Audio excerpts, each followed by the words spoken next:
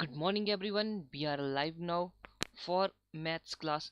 Revision class रहेगी भाई ये सभी के लिए, एचपी टेट नॉन मेडिकल के लिए, साथ में जेबीटी के लिए भी. तो लास्ट क्लास में हमने देखा था अभी किस तरह से डिस्क्रिमिनेंट होता है हमारा क्वाड्रेटिक इक्वेशन में, और अगर डिस्क्रिमिनेंट की वैल्यू वेरी करती है तो हमारे रूट्स जो हैं वो किस तरह से होते हैं.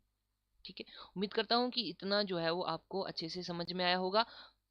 अब नेक्स्ट टॉपिक की तरफ हम मूव करेंगे. उसके लिए जल्दी से शेयर कर दीजिए ये सारी की सारी ये जो लाइव स्ट्रीम है. ठीक है, शेयर कर दो सभी, ताकि ये बाकी स्टूडेंट्स भी ज्वाइन हो सके यहाँ पे. ठीक है.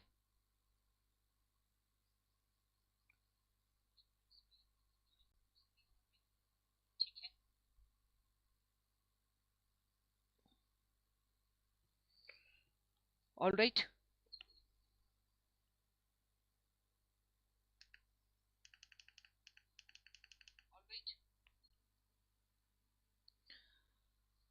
तो चलिए शुरू करते हैं, फिर यहाँ से स्टार्ट करेंगे हम. देखो एक क्वेश्चन है, बोला कि if P Y Q equals to 7 then find the value of P plus Q upon P minus Q. देखिएगा ये कैसे क्वेश्चन करना है, बहुत ही आसान सा क्वेश्चन है. सबसे पहले हम क्या करेंगे, p प्लस क्यू लिख देंगे और अपॉन में p माइनस क्यू. अब क्या करना है, ऊपर भी हमें डिवाइड करना है और नीचे भी डिवाइड करना है. किसके साथ, q के साथ डिवाइड करना है. तो जब हम p प्लस क्यू को डिवाइड करेंगे q के साथ, और नीचे भी जब हम q के साथ डिवाइड करेंगे, तो हमारे पास क्या वैल्यू आ जाएगी, वैल्यू बन जाएगी देखो p अपॉन क्यू प्लस 1, और नीचे की तरफ p अपॉन क्यू माइनस 1, ये वैल्यू बन जाएगी. अब देखो क्वेश्चन में हमें बोला है कि p upon Q equals to कितना है भाई, 7 है. 7 है तो इसको सॉल्व करेंगे. 7 लिख देंगे भाई इसमें.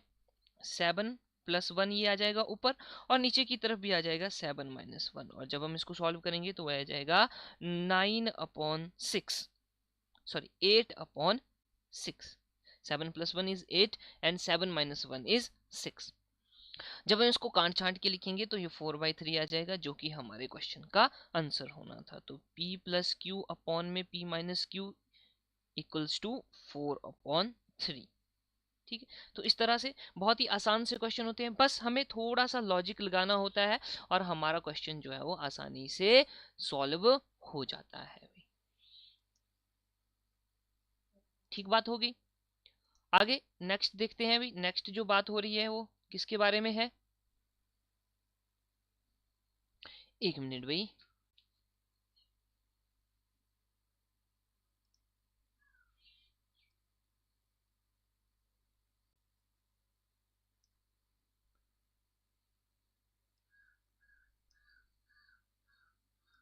यस. तो देखिएगा अगला टॉपिक हम क्या करते हैं, प्रोपोर्शन. प्रोपोर्शन की बात करते हैं तो देखो रेशो एंड प्रोपोर्शन एक टॉपिक होता है. रेशो एंड प्रोपोर्शन, वहां से भी क्वेश्चन आपके एग्जाम में डायरेक्ट क्वेश्चन या फिर स्टेटमेंट बेस्ड क्वेश्चन पूछे जाते हैं. तो हम यहाँ पे प्रोपोर्शन की बात करेंगे. देखो मीन प्रोपोर्शनल निकालने के लिए हमारे पास फॉर्मूला होता है b square equals to a c. क्या होता है, b square equals to a c, और इसको और क्या लिख सकते हैं, b equals to under root a c, ये भी इसको लिखा जा सकता है. ठीक बात हो गई. अब उसके बाद देखो हमारे पास वैल्यूज दी होती है, रेशो में वैल्यूज दी होती है, जैसे कि a रेशो b है, इनका भी रेशो आएगा b रेशो c, इस तरह से. तो अब हम इनको कैसे लिखते हैं, a upon b equals to b upon c, इस तरह से लिखा जाएगा. जब भी आपसे मीन प्रोपोर्शनल पूछा जाएगा तो हमने क्या करना है भाई, क्रॉस मल्टीप्लाई करना है. जब हम क्रॉस मल्टीप्लाई करेंगे तो ये क्या आ जाएगा, B square equals to a सी आ जाएगा, और वही जो है हमारे पास मीन प्रोपोर्शनल होता है. ठीक बात हो गई. तो ये मीन प्रोपोर्शनल का फॉर्मूला है, डायरेक्ट फॉर्मूला अप्लाई करना है, आंसर हमारे पास आ जाएगा. उसके बाद थर्ड प्रोपोर्शनल की बात कर रहे हैं. थर्ड प्रोपोर्शनल तो देखो इस तरह से हमारे पास रेशो दी गई है. अब इसका हमने क्या निकालना है, थर्ड प्रोपोर्शन निकालना है, यानी कि सी की बात यहाँ पे हो रही है, हमने क्या निकालना है, सी निकालना है. तो हम क्या करेंगे, फिर से क्रॉस मल्टीप्लीकेशन करेंगे. क्रॉस मल्टीप्लीकेशन करेंगे तो ये आ जाएगा ए सी इक्वल्स टू बी स्क्वायर, और जब हमने c निकालना है तो बी स्क्वायर अपॉन में a, ये हमारे पास फॉर्मूला बन जाएगा थर्ड प्रोपोर्शनल का. ठीक बात हो गई. इसी तरह है फोर्थ प्रोपोर्शनल की बात करते हैं. फोर्थ प्रोपोर्शनल में भी हमें रेशो दी गई है, और हमने किसकी वैल्यू निकालनी है, अब d की वैल्यू निकालनी है. किसकी वैल्यू निकालनी है, डी की। तो इस तरह से हमारे पास रेशो दी गई होगी, वैल्यूज हमने पुट करनी है। a upon B equals to C upon D, इसको भी क्रॉस मल्टीप्लाई करना है, और जब हम क्रॉस मल्टीप्लाई करेंगे तो हमारे पास क्या आ जाएगा, d equals to B C upon में a, बी सी अपॉन में a। ठीक है, तो ये फोर्थ प्रोपोर्शनल का फॉर्मूला हो गया। इसी तरह आगे देखिए, कंपेनेंडो एंड डिविडेंडो, कंपेनेंडो एंड डिविडेंडो इसको क्या बोलते हैं, सी एंड डी बोलते हैं हम शॉर्ट में। तो ये बहुत ही आसान होता है, इसमें भी हमें रेशो दी गई होती है और हमें एक फॉर्मूला अप्लाई करना होता है। जैसे कि हमारे पास ये रेशो है a ratio b equals to c ratio d, तब अगर ऐसी सिचुएशन होगी तो हम क्या लगाएंगे, सी एंड डी लगाएंगे, यानी कि कंपेनेंडो एंड डिविडेंडो लगाएंगे। और फॉर्मूला क्या होता है इसके लिए, a प्लस बी अपॉन में a minus B equals to C plus D upon में c माइनस डी, ये फॉर्मूला होता है। और ये फॉर्मूला लगाने के बाद हमारे पास आंसर आ जाता है। ठीक है, तो इसके क्वेश्चंस भी हम करेंगे, अभी तो हम सिर्फ कंसेप्ट पढ़ रहे हैं। जब हम क्वेश्चंस करेंगे तो बहुत ही आसानी से हम उनको सॉल्व कर पाएंगे। अब हम पावर्स की बात कर लेते हैं, है ना। पावर्स तो आपने सभी ने देखी होगी, जैसे कि 2 की पावर है 4, तो ये 4 क्या है, यहाँ पे पावर है, यानी कि घात, जिसको हम हिंदी में बोल देते हैं। देखो इनके लिए भी कुछ रूल्स होते हैं, तो उनको हम देख लेते हैं। जैसे कि मान लीजिए हमारे पास कोई संख्या है 2 है, 2 की पावर 3 लिखा है, साथ में प्लस कर दिया है 2 की पावर 5, इस तरह से दिए। अब देखो यहाँ पे बेस जो है वो सेम है, यानी कि दोनों तरफ क्या है, 2 2 है। जब भी हमें ऐसी सिचुएशन मिलेगी तो क्या करेंगे हम, जो ऊपर वाली टर्म्स होंगी उनको प्लस कर देंगे। तो ये क्या बन जाएगा, 2 की पावर 3 प्लस 5, है ना। और जनरली अगर हम इसको लिखना चाहें तो ये आ जाएगा a n plus a m equals to a n plus m, इस तरह से ये लिखा जाता है जनरली। ठीक बात होगी। तो देखो हमारे पास ये जो हमने एग्जांपल लिया, तो यहाँ पे क्या आ जाएगा, 2 की पावर 8 आ जाएगा, और इसको हम आसानी से सॉल्व कर सकते हैं। ठीक बात होगी। फिर एक और फॉर्मूला होता है हमारे पास, देखो जैसे कि a है, a की पावर m है, और अपॉन में है a की पावर n। अब देखो यहाँ पे दोनों दोनों में बेस में क्या है, a है, और ऊपर पावर जो है वो अलग अलग है। अगर इस केस ऐसा केस हमारे पास आ जाए, इसको और कैसे लिख सकते हैं, a की power m divide by a की पावर n। जब भी ऐसा दिखे आपको, डिवाइड में दिखे और बेस जो है वो सेम हो, तो हमने क्या करना है, पावर्स को माइनस कर देना है। क्या करना है, पावर्स को माइनस कर देना है। तो हमारे पास क्या बन जाएगा, a की पावर m माइनस n बन जाएगा।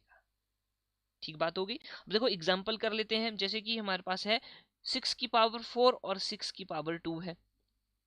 अब देखो ये डिवाइड में है, तो हमने क्या बोला, जब भी डिवाइड में होगा पावर्स अलग होंगी, बेस जो है वो सेम होगा, तो वो पावर्स माइनस हो जाएंगी। तो यहाँ पे आएगा 6 की पावर 4 माइनस 2, 6 की घात 4 माइनस 2, और 6 की पावर 2 जो है वो इसका आंसर हो जाएगा। और 6 की पावर 2 का मतलब 6 गुना 6 यानी कि 36 आ जाएगा। तो इस तरह से ये सॉल्व होगा। ठीक बात है।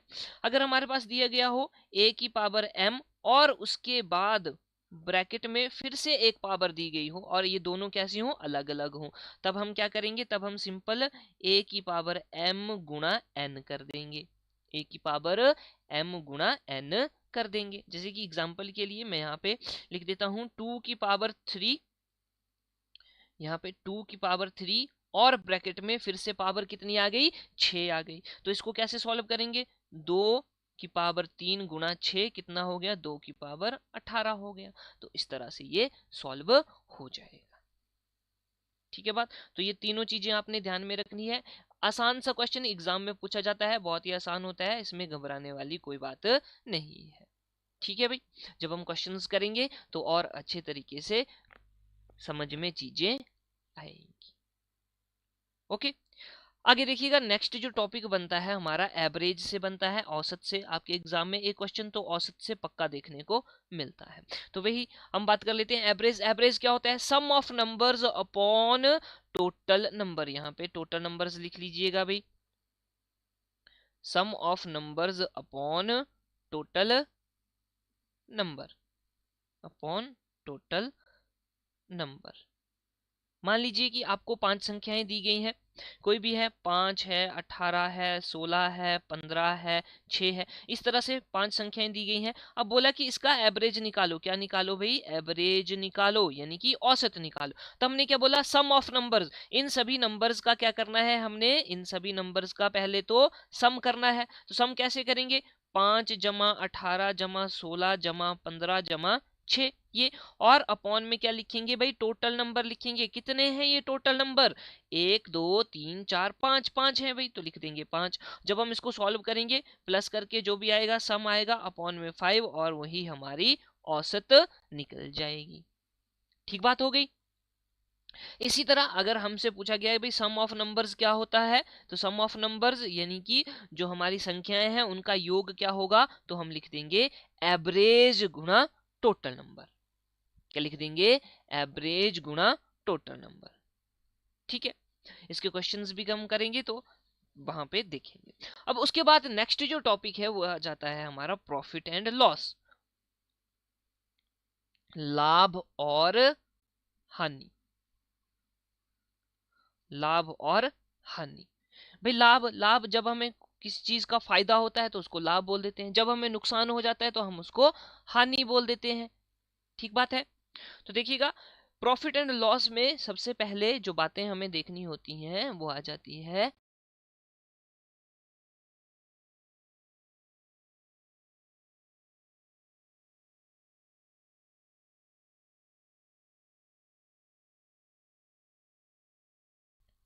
सबसे पहले कॉस्ट प्राइस हमें पता होना चाहिए कि जिस जिस मूल्य पर वस्तु खरीदी गई है उसको क्या बोलेंगे? कॉस्ट प्राइस बोलेंगे। और जिस मूल्य पर वस्तु बेची गई है किसके द्वारा? दुकानदार द्वारा या शॉपकीपर द्वारा, उसको हम एसपी बोल देंगे। हिंदी में अगर हम बात करें तो सीपी को बोलते हैं क्रय मूल्य और एसपी को बोलते हैं विक्रय मूल्य। ठीक है बा। और इन्हीं के आधार पर हम लॉस और प्रॉफिट निकालते हैं। जब जब दुकानदार सस्ते में कोई चीज खरीद कर उसे महंगे में बेच देता है तो उसको क्या होगा भाई? प्रॉफिट होगा। मान लीजिए कि एक दुकानदार है, दुकानदार ने कोई चीज जो है खरीदी है भाई 10 रुपए में, और उसने उसी चीज को कितने में बेच दिया? 15 में बेच दिया। तो कॉस्ट प्राइस कितना आ गया? 10 रुपए आ गया, और बेचने वाला प्राइस यानी कि सेलिंग प्राइस आ गया 15। तो उसको कितने का फायदा हुआ? तो देखो 15 माइनस 10 कितना आ गया भाई? 5। 5 रुपए का उसको फायदा हुआ, 5 रुपए उसने कमा लिए। तो ये क्या हुआ? प्रॉफिट हो गया ना भाई, प्रॉफिट। तो प्रॉफिट का फॉर्मूला क्या आ गया भाई? सीधी सी बात है, 15 - 10 एसपी माइनस सीपी, यानी कि विक्रय मूल्य माइनस क्रय मूल्य। ठीक बात हो गई। तो प्रॉफिट का फॉर्मूला बहुत ही आसानी से आ गया। अब इसी तरह अगर हमने प्रॉफिट परसेंटेज निकालनी है, प्रॉफिट परसेंटेज, तो ध्यान में बात रखनी है, जब भी हमें प्रॉफिट बोला हो या लॉस बोला हो उसकी परसेंटेज निकालनी है तो हम क्या लिखेंगे?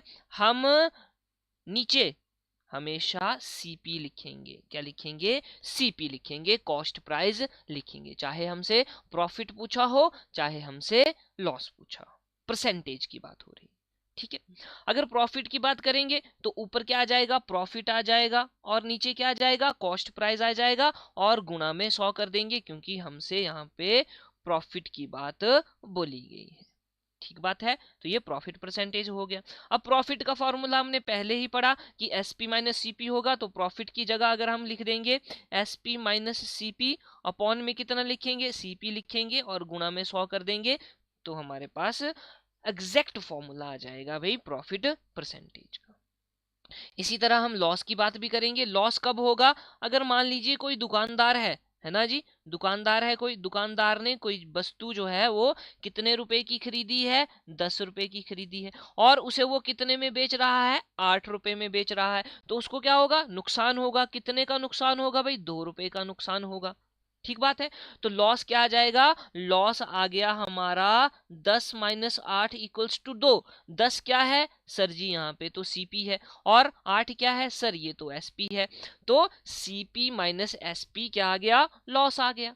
और अगर हम बात करेंगे लॉस परसेंटेज की, तो सीपी माइनस एसपी अपॉन में सीपी गुणा 100। तो जो मैंने बोला कि जब भी आपने परसेंटेज निकालनी है, चाहे प्रॉफिट निकालो चाहे लॉस निकालो, नीचे क्या आएगा? कॉस्ट प्राइस आएगा, सीपी आएगा। ठीक है। तो इतना सा है प्रॉफिट एंड लॉस का फंडा।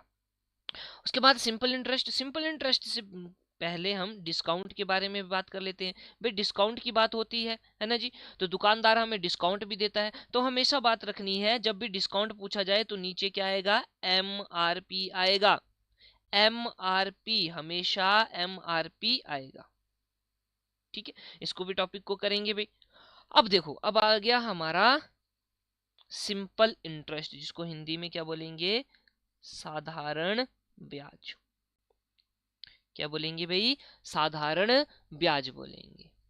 ठीक है, अब ये जो साधारण ब्याज है इसको कैसे निकालते हैं भाई, सिंपल सा इसका फॉर्मूला होता है SI, यानी सिंपल इंटरेस्ट इन इज इक्वल टू प्रिंसिपल गुणा रेट गुणा टाइम बटे में 100।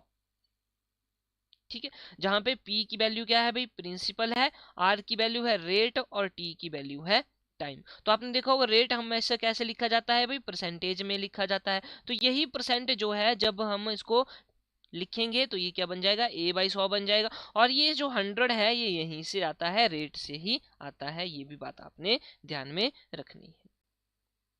अगर आपसे पूछा जाए कि हाँ सिंपल इंटरेस्ट इतना दिया गया है, प्रिंसिपल इतना है, रेट इतना है, टाइम इतना है, तो बताओ भाई उसको कितना अमाउंट चुकाना पड़ेगा। तो आपने सिंपल सी बात लिख देनी है भाई, amount is equal to P plus SI। P यहाँ पे क्या है सर जी, प्रिंसिपल है, प्रिंसिपल आ गया P। और अगर हम SI की बात करेंगे तो ये क्या आ जाएगा, सिंपल इंटरेस्ट। सिंपल इंटरेस्ट, और सिंपल इंटरेस्ट कैसे निकलेगा, सिंपल इंटरेस्ट तो हम फार्मूला लगा के PRT अपॉन में 100। ठीक है, तो अमाउंट पूछा जाए तो अमाउंट क्या होगा, P प्लस सिंपल इंटरेस्ट होगा। ठीक बात होगी इतनी।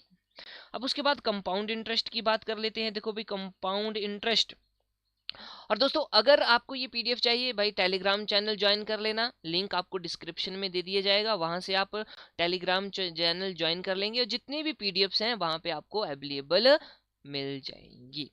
चलिए जी, कंपाउंड इंटरेस्ट को क्या बोलते हैं, चक्कर वृद्धि ब्याज। क्या है ये भाई, चक्कर वृद्धि ब्याज है, यानी कि ये बढ़ता रहता है चक्कर के साथ, जैसे जैसे टाइम बढ़ेगा वैसे वैसे ये ब्याज जो है ये भी बढ़ता रहता है। ठीक है, तो देखिएगा कंपाउंड इंटरेस्ट का फॉर्मूला सबसे पहले ये देख लो, कंपाउंड इंटरेस्ट यानी कि CI इसको बोलते हैं। इसका फॉर्मूला होता है P into 1 plus R upon 100 into T-1। ये क्या आ गया, ये आ गया कंपाउंड इंटरेस्ट का फॉर्मूला। जब हम क्वेश्चन करेंगे तो ट्रिक के साथ करेंगे भाई, शॉर्टकट मेथड से हमने फॉर्मूले का यूज करना ही नहीं है। ठीक बात हो गई। तो देखो P से क्या आ जाएगा, यहाँ पे प्रिंसिपल आ जाएगा सर, बिल्कुल ठीक बात है, प्रिंसिपल आ गया भाई। रेट से, R से क्या आ जाएगा, रेट आ जाएगा। T से क्या आ जाएगा, टाइम आ जाएगा, जो भी टाइम हमें बोला होगा। बाकी की वैल्यू ऐसे पुट करके हम कंपाउंड इंटरेस्ट निकाल सकते हैं। ठीक है जी। उसके बाद अमाउंट की बात कर लेते हैं। अगर सिंपल कंपाउंड इंटरेस्ट में अमाउंट पूछा जाए तो उसके लिए हमने ये वाला फॉर्मूला लगाना है, P into 1 plus R upon 100 into T। ठीक है, चलो भाई, वैसे अमाउंट का फार्मूला क्या होता है sir, cost price sorry compound interest plus principal, ये फार्मूला होगा। तो कंपाउंड इंटरेस्ट की जगह हम क्या लिख देंगे, कंपाउंड इंटरेस्ट का फार्मूला और प्लस में P कर देंगे, वो हमारा अमाउंट बन जाएगा। अगर देखो ये पॉइंट लिखा गया है, difference between simple interest and compound interest for 2 years is equals to P into R upon 100 की पावर 2 या स्केयर।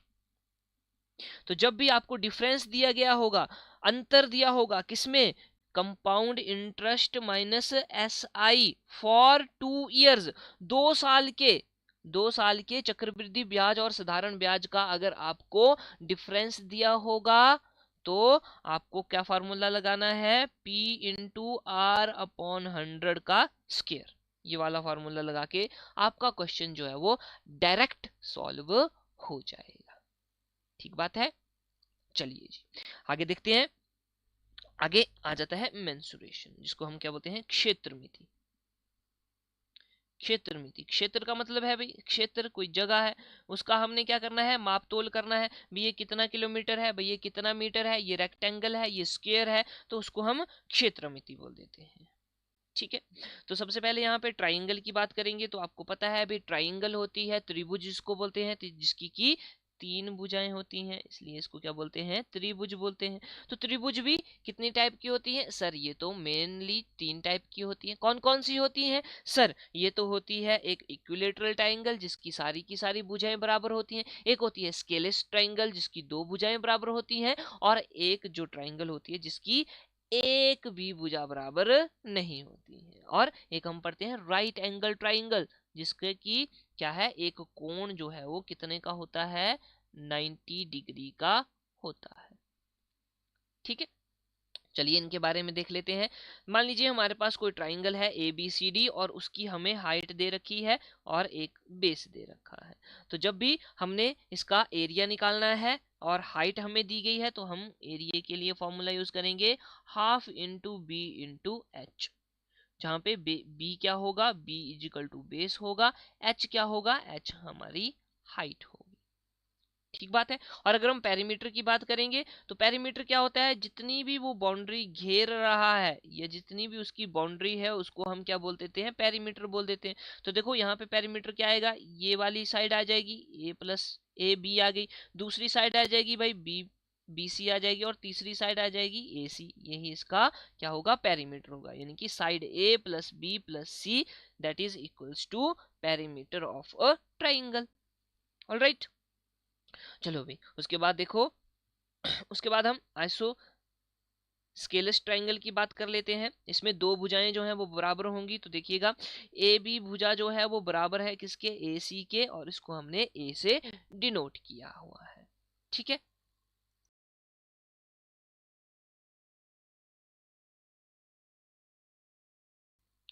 अब उसके बाद देखिए इसका पैरामीटर, पैरामीटर वही आएगा भाई ए प्लस बी, ए प्लस बी, तो ये 2a प्लस बी आ जाएगा। ठीक है, जिसको कि हम क्या बोलते हैं, 2s भी बोलते हैं। ठीक है, एस के बारे में बताएंगे जिसको सेमी पेरीमीटर बोलते हैं, जो कि हमारा हीरोइन फॉर्मूला में यूज होता है।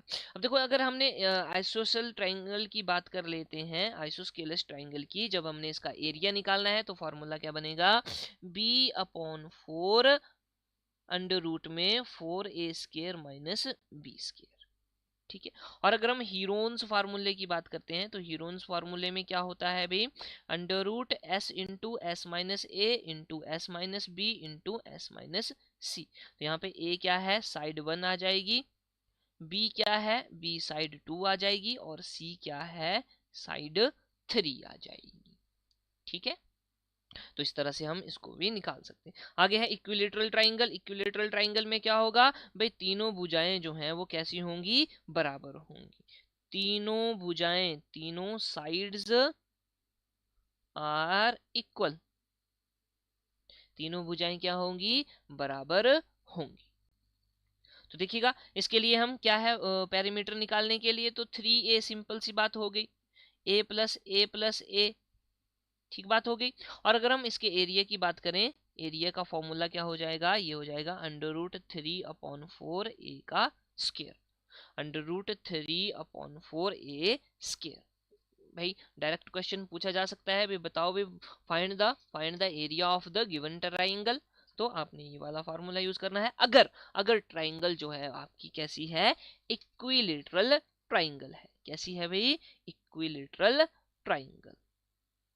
ऑलराइट, चलिएगा थोड़ी सी और बात कर लेते हैं, थोड़ी सी बातें और जान लेते हैं। यहाँ पे जो हमारा अलजेब्रा होता है, ठीक है जी, अलजेब्रा होता है, और या फिर हम बात कर लेते हैं जहाँ पे हम देखते हैं आइडेंटिटीज की बात कर लेते हैं। किसकी बात है, आइडेंटिटीज की बात। तो आइडेंटिटी में आपने देखा होगा कि जैसे कि a² प्लस b² है, उसका फॉर्मूला क्या होता है, तो वहां से भी आपको आपके एग्जाम में क्वेश्चन देखने को मिलते हैं, तो उनके बारे में भी हम डिस्कस करेंगे। अब वापिस से आ जाओ भाई राइट एंगल्ड ट्राइंगल में। कहाँ पे, राइट एंगल ट्राइंगल में। राइट एंगल का मतलब, राइट का क्या मतलब हो गया, एक एंगल जो है वो 90 डिग्री का होगा, one angle should be 90 degree. ठीक है, तो देखो यहाँ पे आपको डायग्राम में ए बी सी एक ट्राइंगल दिख रही होगी, और ए पे यहाँ पे क्या है, 90 डिग्री का एंगल है, यानी कि ये कैसी है, एक राइट एंगल्ड ट्राइंगल है। ठीक है, अब अगर कोई भी ट्राइंगल राइट एंगल ट्राइंगल है तो उसके राइट एंगल ट्राइंगल होने के लिए एक फॉर्मूला होता है, एक हमारे पास कंडीशन होती है जिसको कि ये फॉलो करना चाहिए। वो क्या होती है, देखो, हाइपोटेन्यूज का स्क्वायर इक्वल्स टू परपेंडिकुलर का स्क्वायर प्लस बेस का स्क्वायर। अगर ये वाली कंडीशन यहाँ पे फॉलो हो रही है तो ये क्या है, एक 90 डिग्री या फिर राइट एंगल्ड ट्राइंगल है। ठीक, तो ये बात ध्यान में रखिएगा। इसको हम हिंदी में क्या बोलेंगे, कर्ण का स्क्वायर, कर्ण का स्क्वायर इक्वल्स टू परपेंडिकुलर होता है लंब का स्क्वायर, और जो है बेस हमारा आधार का स्क्वायर, आधार का स्क्वायर। इस तरह अगर हम बात कर लेते हैं इसके पेरीमीटर की, तो पेरीमीटर यानी कि P इक्वल्स टू क्या होगा भाई, तीनों साइडों का sum, hypotenuse plus perpendicular plus base, ये आ गया पेरीमीटर। अगर हम एरिया की बात करेंगे, एरिया तो यहाँ पे हाइट दी गई है, हाइट माने की परपेंडिकुलर यानी कि H की बात कर लेते हैं या हम P की बात कर लेते हैं, एक ही बात है। तो इसके लिए भी फार्मूला क्या होगा, half into base into height या फिर परपेंडिकुलर। ऑलराइट, तो देखिए इस तरह से क्वेश्चन बहुत ही आसानी से सॉल्व हो जाते हैं। अब देखो पैरेललोग्राम की बात कर लेते हैं। तो पैरेललोग्राम क्या होता है, एक ये रेक्टेंगल होता है, रेक्टेंगल होता है, लेकिन ये कैसा होता है, ये टिल्टेड होता है। कौन सी फॉर्म में, टिल्टेड फॉर्म में होता है। तो ये हमारे पास है ए बी सी डी, एक पैरेललोग्राम है। इसकी पैरामीटर की बात करेंगे तो parameter of parallelogram equals to 2 into L plus B, 2 into L plus B. और इसी तरह अगर इसके एरिया की बात करते हैं तो एरिया क्या होता है, बेस इंटू हाइट होता है, बेस इंटू हाइट। और अगर हम हाइट की बात कर लेते हैं तो देखो, ये देखो 90 डिग्री यहाँ से खींचा हमने, पॉइंट डी से 90 डिग्री खींचा, जो कि ए बी को काट रहा है। यहाँ पे पॉइंट मान लीजिए कि एफ पॉइंट है। ठीक है, तो देखो जहां जिस लाइन पे ये काट रहा है उसको हम क्या बोल देंगे, बेस बोल देंगे। तो बेस क्या आ जाएगा, बेस आ जाएगा ए बी। और अगर हम हाइट की यहाँ पे बात कर रहे हैं तो हाइट आ जाएगी हमारी डी एफ, डी एफ। तो यहाँ पे हम एरिया निकालेंगे आसानी से, area equals to base into height. अब दूसरा केस आ जाता है, अगर हम बेस ले रहे हैं बीसी, तो हमने पॉइंट डी से एक 90 डिग्री का एंगल बनाया बीसी पे, और ये पॉइंट नंबर ओ, पॉइंट ओ पे काट रहे हैं। तो इस केस में बेस क्या हो जाएगा, हमारा बेस आ जाएगा BC, base will be BC, and height, height क्या होगी, height will be this D and ओ।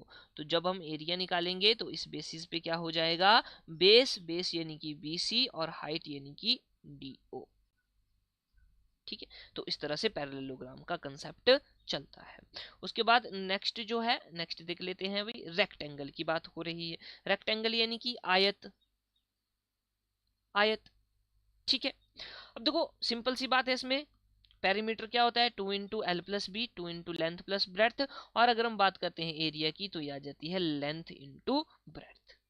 ठीक है, रम्बस, रम्बस की बात कर लेते हैं भाई। रम्बस एक ये काइट की तरह होता है, यानी कि पतंग की तरह होता है, पतंग की तरह। और ये भी एक टाइप का स्केयर होता है। इसके जो एंगल्स होते हैं वो कितने होते हैं, 90 डिग्री के होते हैं।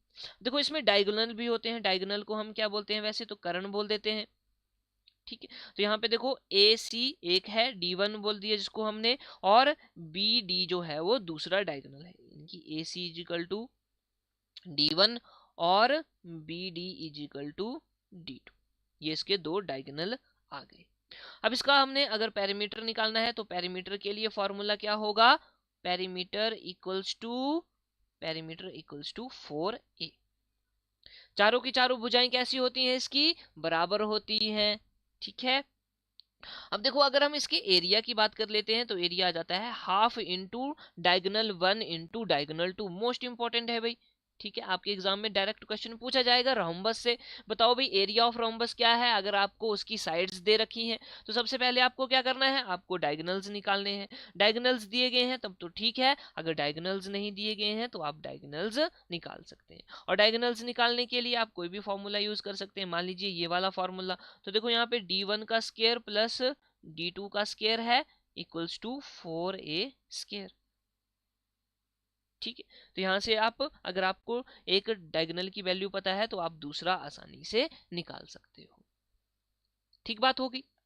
अब उसके बाद स्क्वायर आ जाता है, स्क्वायर का पेरीमीटर निकालने के लिए 4a आ जाएगा, डायगोनल निकालने के लिए √2a आ जाएगा, और एरिया यानी कि क्षेत्रफल निकालने के लिए आ जाएगा a स्क्वायर। सिंपल सी बात है, या साइड का स्क्वायर, साइड स्क्वायर। और इसके लिए एक और फॉर्मूला यूज किया है यहाँ पे इन्होंने भाई, देखो हाफ इंटू डी का स्क्वायर, हाफ इंटू डी का स्क्वायर। उसके बाद ट्रेपीजियम की बात कर लेते हैं, तो ट्रेपीजियम का पैरामीटर निकालने के लिए वही बात आ गई, सभी की सभी चारों की चारों भुजाओं का जोड़ करना है भाई हमने। तो देखो ए बी एक आ गई, बी सी दूसरी आ गई, वही सी डी तीसरी आ गई, और डी ए चौथी आ गई, वही हमारा पैरामीटर है। और अगर हम एरिया की बात करेंगे तो एरिया बहुत ही इंपॉर्टेंट रहता है हमारे ट्रेपीजियम का। एरिया या क्षेत्रफल equals to half into A plus B into H. अब देखो एच यानी कि हाइट, ये रही हाइट है हमारी, ये है हाइट, तो हाइट निकालना है, हाइट दी गई है तो अब तो ठीक है, नहीं तो निकालनी पड़ेगी। बेस क्या रहेगा भाई, बेस रहेगा हमारा, जैसे ये ए बी है तो ए बी क्या आ गया हमारा, बेस आ गया, ठीक है। और दूसरी साइड है बी, बी ये क्या आ गया, डी सी आ गया, ठीक है। तो इस तरह से एरिया आ जाएगा। आगे देखो भी, सर्कल की बात करेंगे, बहुत ही आसान है। Circumference of circle equals to, circumference को क्या बोलेंगे, परिधि, परिधि किसी सर्कल की, किसी वृत्त की हमने परिधि निकालनी है, फॉर्मूला यूज होगा 2 पाई आर, 2 पाई आर। और अगर हम एरिया की बात करेंगे, क्षेत्रफल की बात करेंगे, तो वहां पे आ जाएगा पाई आर स्क्वायर। ये बात हो रही है एक वृत्त की, ठीक है।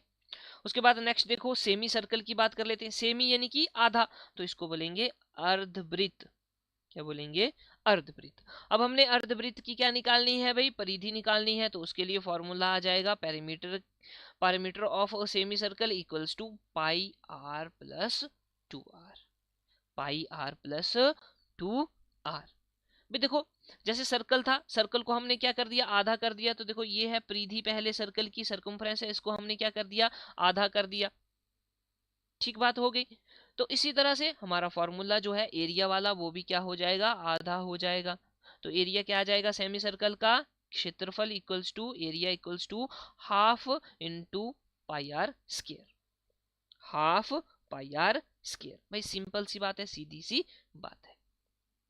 तो ये सेमी सर्कल की बात हो गई।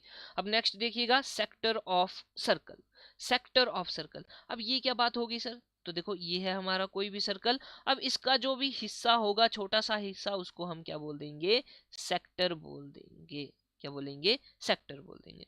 अब आपको ये तो पता होगा कि एक सर्कल में जो रेडियस या सेंटर बिंदु होता है, केंद्र बिंदु, वहां पे कितने डिग्री का एंगल बनता है सर जी, 360 का बनता है, बिल्कुल ठीक बात है। अगर हमने यहाँ से एक हिस्सा काट लिया तो यहाँ पे अलग एंगल बन जाएगा।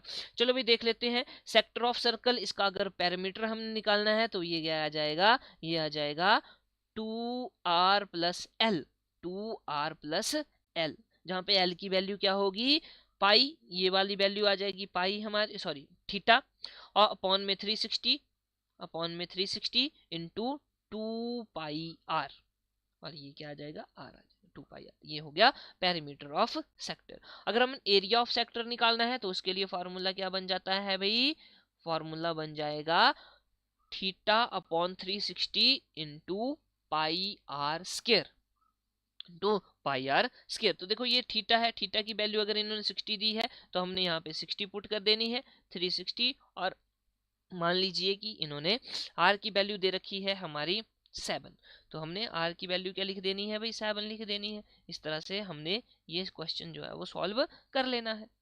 तो सेक्टर ऑफ सर्कल भी हो गया।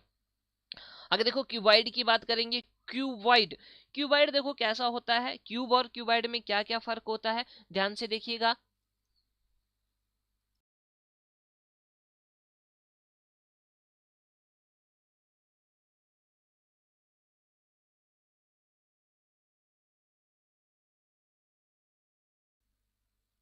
देखो रेक्टेंगल की तरह अगर हमारे पास 3D कोई स्ट्रक्चर होगा, उसको क्यूबॉइड बोल देंगे। 3D रेक्टेंगल को हम क्या बोलेंगे, क्यूबॉइड बोल देंगे। और अगर हमारे पास क्यूब है तो 3D स्ट्रक्चर जो कि क्या है, एक स्क्वायर है, उसको हम क्यूब बोल देंगे, ठीक है। क्यूबॉइड में भाई तीनों की तीनों साइड क्या होंगी, अलग अलग होंगी, और क्यूब में तीनों की तीनों साइड कैसी होंगी, एक बराबर होंगी, सेम टू सेम। देखो जब भी हम 3D स्ट्रक्चर के बारे में बात कर लेते हैं तो वहां पे एक बात आती है curved surface area, curved surface area, और दूसरा आ जाता है टोटल सरफेस एरिया,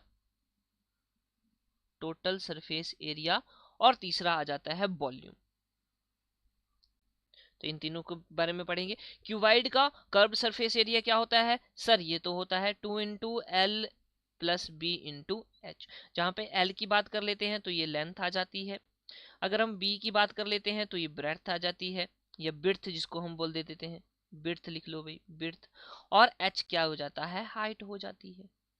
ठीक है, अगर हम क्यूबाइड के सरफेस एरिया की, टोटल सरफेस एरिया की बात करते हैं तो वो क्या आ जाएगा? वो आ जाएगा 2 into L B plus B H plus H L. ठीक बात हो गई।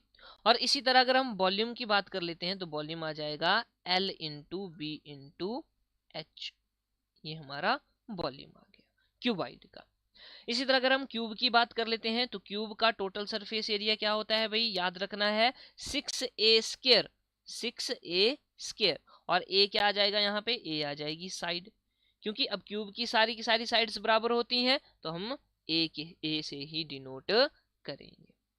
उसके बाद वॉल्यूम की अगर हम बात कर लेते हैं, वॉल्यूम, वॉल्यूम क्या होगा भाई? ए का क्यूब, यानी कि साइड का क्यूब, साइड का क्यूब, ये क्यूब का वॉल्यूम आ गया। आगे देखो भी, नेक्स्ट नेक्स्ट है सिलेंडर।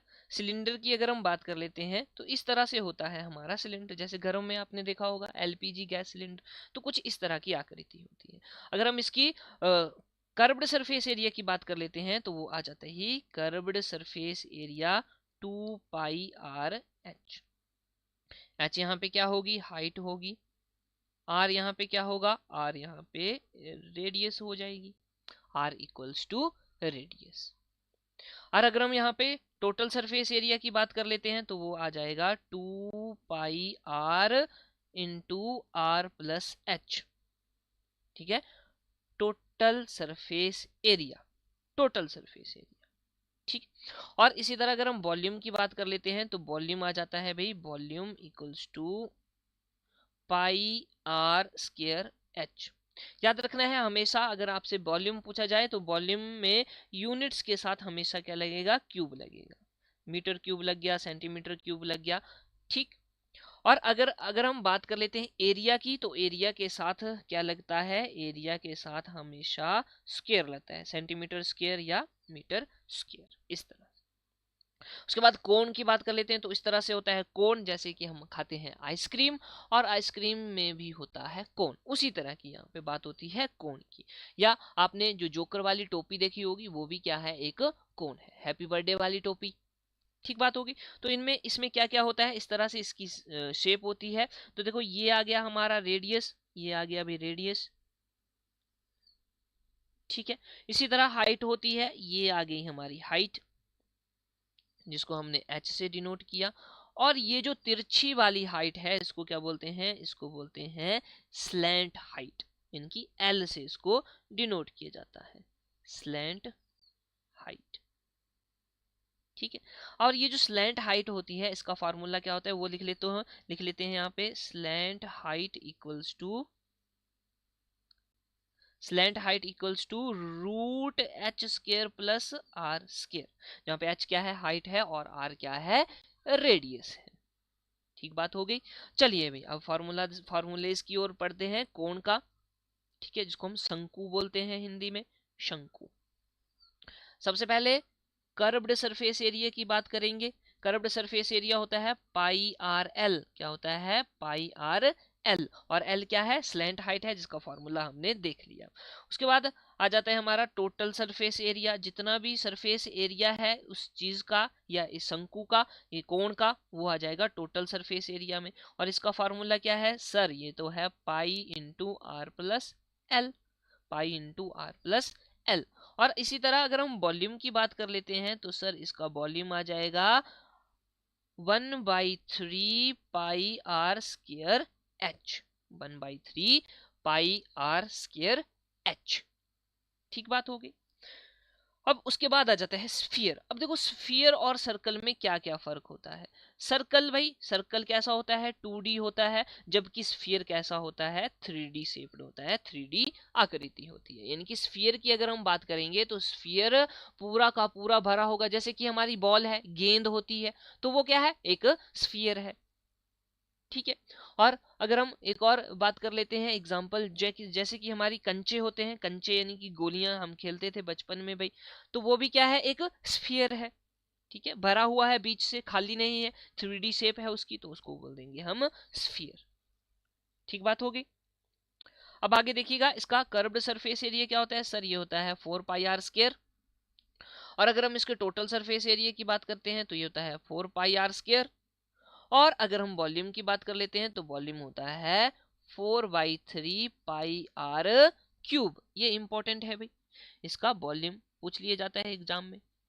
तो देखो यहाँ पे surface area, curved surface area और टोटल सरफेस एरिया दोनों इक्वल्स है। ठीक है भाई, शेयर कर देना ये वीडियो। ठीक है, वीडियो को शेयर जरूर करें।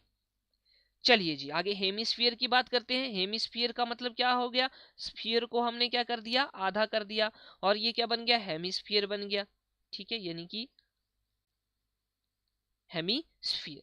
तो इसमें देखो भाई, कर्व्ड सरफेस एरिया क्या आ जाएगा सर, कर्व्ड सरफेस एरिया यहाँ पे लिखा है 2πr², 2πr²। और अगर हम टोटल सरफेस एरिया की बात कर लेते हैं तो वो आ जाता है 3πr², 3πr²। और वॉल्यूम की बात कर लेते हैं जो कि बहुत ही इंपॉर्टेंट है, 2/3πr³, 2/3πr³। ठीक, तो ये हमारी थी क्षेत्रमिति, मेंसुरेशन जिसको हम बोलते हैं। भी यहाँ से पक्का आपके एग्जाम में 2 क्वेश्चन देखने को मिलेंगे, 2 क्वेश्चन जरूर यहाँ से देखने को मिलेंगे। तो आपने ध्यान से इन फॉर्मूलाज को देखना है। और आगे हम नेक्स्ट वीडियोस में 2-3 वीडियोस लेके आएंगे जिसमें कि हम टोटली सारे के सारे क्वेश्चंस डिस्कस करेंगे। ऑलराइट, चलिएगा, उसके बाद आ जाता है एपीजीपी, यानी कि एपी से आ गया अर्थमेटिक प्रोग्रेशन। यहां से भी एग्जाम में क्वेश्चन देखने को मिलता है। तो चलिएगा शुरू कर लेते हैं। ए एन, सबसे पहले ए एन का मतलब क्या हो गया भाई, ए एन होता है नंबर। कौन सा नंबर है, यहाँ पे लिखा है एन, यानी कि nth नंबर के बारे में बात हो रही है, nth नंबर। और इसका फॉर्मूला क्या होता है, a+n-1 इंटू डी। अब ध्यान से देखिएगा, ध्यान से देखिएगा, हमारे पास एक सीरीज दी है, नंबर्स की सीरीज दी है 1, 3, 5, 7, 9 और 11। ये नंबर है हमारे पास भाई। कितने नंबर हैं, 1, 2, 3, 4, 5, 6, 6 नंबर टोटल दिए गए हैं। अब अगर इस तरह से आपको कोई सीरीज दी गई है तो फर्स्ट नंबर क्या कहलाएगा, फर्स्ट नंबर कहलाएगा ए, फर्स्ट नंबर इक्वल्स टू ए कहलाया जाएगा। ठीक है, और नंबरों के बीच में डिफरेंस कैसा होगा, सेम डिफरेंस होगा। 1 और 3 के बीच में 2 का डिफरेंस है, 3 और 5 के बीच में 2 का डिफरेंस है, 5 और 7 के बीच में 2 का डिफरेंस है, 7 और 9 के बीच में 2 का डिफरेंस है, 9 और 11 के बीच में भी 2 का डिफरेंस है। तो डी जो है वो क्या बन जाएगा, डी बन जाएगा डिफरेंस। और ये कैसा होगा भाई, सेम होगा पूरी सीरीज में, डिफरेंस यानी कि सेम। ठीक बात हो गई। और उसके बाद बात कर रहे हैं एन की। अगर हम बात कर रहे हैं टर्म नंबर 1 की तो एन क्या आ जाएगा, वे 1 आ जाएगा। अगर हम टर्म नंबर बात कर रहे हैं, टर्म नंबर ये 7 की बात कर रहे हैं, कौन सी टर्म है, 1, 2, 3, 4, तो एन कितना आ जाएगा, 4 आ जाएगा। अगर हम बात कर रहे हैं 11 की तो 11 के लिए एन कितना आ जाएगा, एन आ जाएगा 6। तो एन क्या हुआ, नंबर ऑफ टर्म हुआ। ठीक बात हो गई। तो देखो इस तरह से अगर आपसे पूछा गया है कि what is the nth number, nth number क्या है, यानी कि लास्ट वाला नंबर क्या है, तो उसके लिए फॉर्मूला होता है an=a +n-1 डी। और ये आपको बता दिया a क्या है, a तो सर जी फर्स्ट नंबर है, फर्स्ट नंबर। ठीक है, एन के बारे में बता दिया, जिस नंबर के बारे में हम बात कर रहे हैं। डी भी आपको बता दिया, डी क्या है सर जी, ये तो डिफरेंस है। ठीक है। अगर इन्होंने पूछा है कि फर्स्ट नंबर बोलो, तो फर्स्ट नंबर के लिए हमने n की जगह क्या पुट कर देना है, 1 पुट कर देना है। भाई पूरे फॉर्मूले में n की जगह 1 पुट कर दो, a1 equals to a plus 1 minus 1 d। अगर इन्होंने बोला है भाई तीसरे नंबर की बात करो, तो n क्या आ जाएगा, 3 आ जाएगा, तो n की जगह 3 लिख दो, फॉर्मूले में पुट कर दो। ठीक बात हो गई। इसी तरह अगर हमसे पूछा गया है कि बताओ भाई सम ऑफ n टर्म्स क्या होगी, हमारे पास एक ये दे दिया गया है 1 3 5 7 9 और 11, ये हमारे पास एक सीरीज दी गई है, एपी दी गई है। अब इन्होंने बोला कि सम निकालो, इन सभी का सम निकालो। ठीक है, इन सभी का क्या निकालो, सम निकालो। ये तो बात ठीक है, इसका सम तो हम निकाल देंगे सर जी। 3 1 4, 4 5 हो गए 9, 9 और 7 हो गए सर 16, 16 और 9 हो गए सर 25, 25 और 11 हो गए सर 36। ये तो बहुत ही आसानी से हमने निकाल दिया सर। लेकिन अगर हमने फॉर्मूला यूज करना, अब मान लीजिए कि बहुत ही लंबी एपी आपको दी गई है, बहुत ही लंबी सीरीज दी, तो कैसे, तो वहां पे फॉर्मूला लगाया जाएगा S N, S N equals to n upon 2 into 2a plus n minus 1 d, जहां पे n क्या आ जाएगा, नंबर ऑफ टर्म्स आ जाएंगी, नंबर ऑफ टर्म्स। a क्या आ जाएगा, a तो सर फर्स्ट टर्म आ जाएगी, फर्स्ट टर्म जो दी गई है। n क्या आ जाएगा, n भी नंबर ऑफ टर्म्स आ जाएगी। d क्या आ जाएगा सर, d तो डिफरेंस आ जाएगा, डिफरेंस। तो जब हमने ये जो हमने लिखी एपी, इसके लिए एस एन लगाना है, तो एस एन के लिए 1 2 3 4 5 6, 6 upon 2 into 2a, first number क्या है भाई 1 है, तो 1 लिख दो। n कितने हैं भाई 1 2 3 4 6 है, 6 माइनस 1, और डिफरेंस कितना है इन सभी के बीच में, तो देखो 3 2 का डिफरेंस है, बिल्कुल ठीक है। जब हम इसको सॉल्व करेंगे तो क्या आ जाएगा सर, इसका आंसर भी कितना आएगा, 36 ही आएगा। चलो भाई इसको देख लेते हैं, 3 इंटू 2 प्लस, और ये आ जाएगा 5 इंटू 2, 3 2 प्लस 10। जब हम इसको सॉल्व करेंगे तो ये भी हमारे पास 36 आ जाएगा। उसके बाद आगे देखो, नेक्स्ट आ जाता है, यस ये तो बता दिया अभी, ए एन की बात कर रहे हैं, nth टर्म है, ए जो है वो फर्स्ट टर्म है, डी डिफरेंस है, और एन है नंबर ऑफ टर्म्स। और जर्नल फॉर्म ऑफ एपी, एक एपी की जर्नल फॉर्म क्या होती है, तो ये होती है a plus D, A plus 2d, A plus 3d, यानी कि सभी के बीच में क्या डिफरेंस आएगा, डी का डिफरेंस आएगा। जैसे कि ए डी माइनस ए कर लो, तो यहाँ पे डिफरेंस डी आ गया। ए प्लस 3d माइनस में ए प्लस 2d कर लो, तो यहाँ पे भी डिफरेंस कितना आएगा सर, यहाँ पे भी डी आएगा। तो जर्नल फॉर्म जो होती है वो क्या होती है, a plus D, A plus 2d और ए प्लस 3d। ठीक है बात, तो इस तरह से जर्नल फॉर्म होती है एक एपी। चलो भाई, उसके बाद हमारे आ जाते हैं एल्जेब्रिक फॉर्मूलाज या फॉर्मूली, एल्जेब्रिक फॉर्मूली।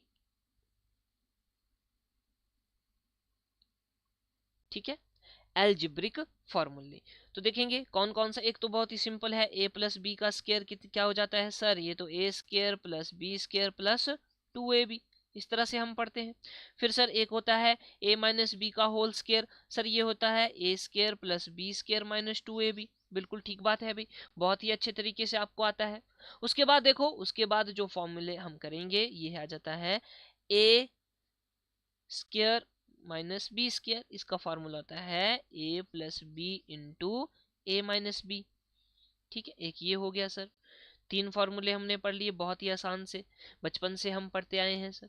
उसके बाद आगे जो है इम्पोर्टेंट वो क्या हो जाता है, वो देखिएगा, ए प्लस बी का क्यूब, ए प्लस बी का क्यूब, ये आ जाएगा a cube plus b cube plus 3ab into A plus B.